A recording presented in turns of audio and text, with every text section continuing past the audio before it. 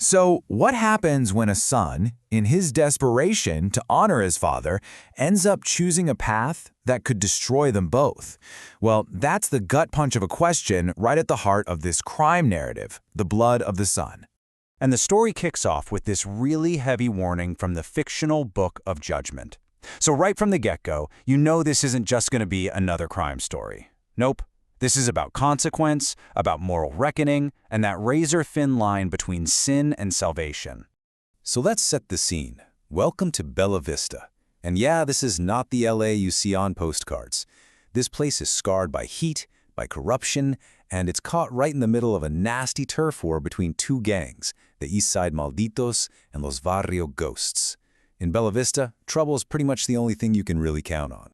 But you know, even in a place like Bella Vista, you can find these little pockets of honor. And we find one inside Koenig's Customs. It's an auto shop, and it's run by a man named Don Raffa. And this guy, he's respected by everyone. I mean, on every side of the law.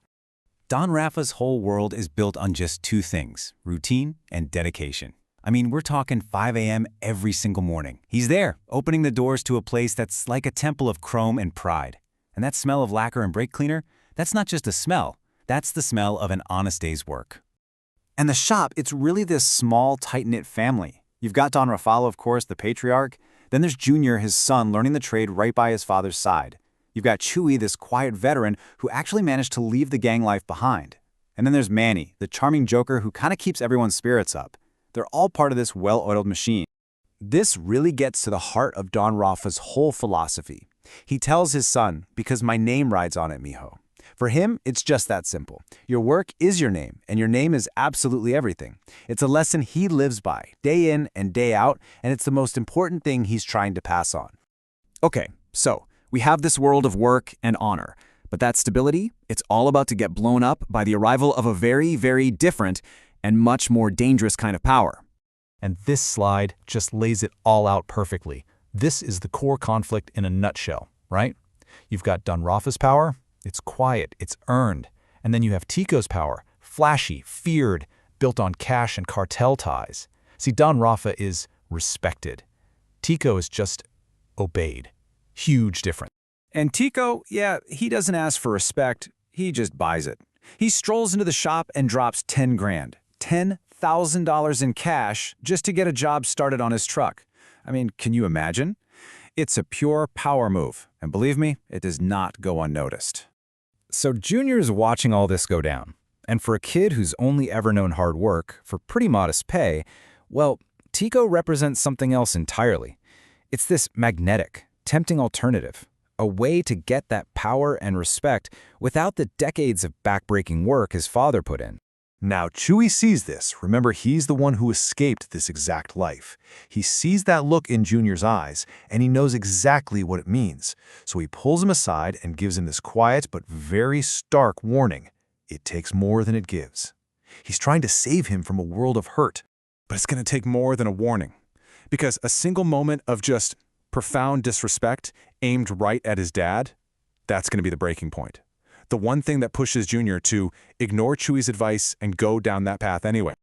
Think about it. 20 years. For 2 decades, Don Raffa has poured his soul into Koenig's Customs. He's there at 5 a.m., he closes up after 11 p.m. He's done everything right, believing that all that loyalty, all that sacrifice, it's got to be rewarded, right? Well, it isn't. The reward never comes. Instead, his boss, Mr. Koenig, tells him he's bringing in his nephew as the new general manager. Just like that. 20 years of dedication, gone. Dismissed in a single sentence for some good old-fashioned nepotism. Ouch. And Junior is standing right there when it happens. He sees this humiliation, this quiet pain on his father's face, and something just snaps.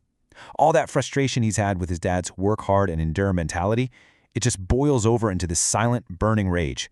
All he can mutter is, "Son of a bitch." And that moment, that single, massive injustice, that becomes the fuel. It's the motivation for Junior to find his own kind of power, his own way to fight back, and it's going to lead him down a very, very dark path. So he goes to Jaime's Burgers, and he meets up with Manny. He sees his coworker as the key, you know? He's always sensed Manny has a foot in that other world, and now he's determined to find a way in. He sees Manny as his ticket to the life his father so wisely avoided. Now this right here is such a crucial moment. Manny doesn't let Junior just kind of dance around it. He challenges him. You say it with guts, man. He forces Junior to actually speak the crime he wants to be a part of, to say it out loud. He's making him own this choice 100%. And Junior's answer tells you everything you need to know about his motivation. He says, "All I know is that I want my pops out of Konix. He deserves better." See? This isn't about greed for him. It's not a thirst for power. It's this desperate, totally misguided desire to get his father the respect he was denied. He's doing the absolute wrong thing for what he thinks is the right reason. And that's when Manny drops the bomb. He reveals the true reality of the streets to Junior. He's not just some guy who works at the shop. No, he's a soldier for La Sombra Negra, the Black Shadow. This is the cartel that really runs things around here, using the local gangs as their muscle. So Manny vouches for him. And just like that, in a single night, Junior's entire world is flipped upside down. He goes from being the boss's son at the custom shop to a protected asset of the most dangerous organization in the city. The local gangs are literally told, don't touch him. He has officially stepped into the shadows. And this decision, this is what sets up the real heart of the conflict in this story. Forget Malditos versus Ghosts. The real war is between the two opposing philosophies of a father and his son. And here you can see them laid out side by side. You have the father's path, swallow your pride, work hard, endure, just to survive. Then you have the son's path, seize power, rebel, take control, because he thinks stepping into trouble is the only way to fight. It's a total collision of worldviews. Which leaves us with the central, haunting question of the entire story. To honor his father, must a son destroy himself? It's this tragic, impossible dilemma about honor, legacy, and the devastating price a son is willing to pay for love.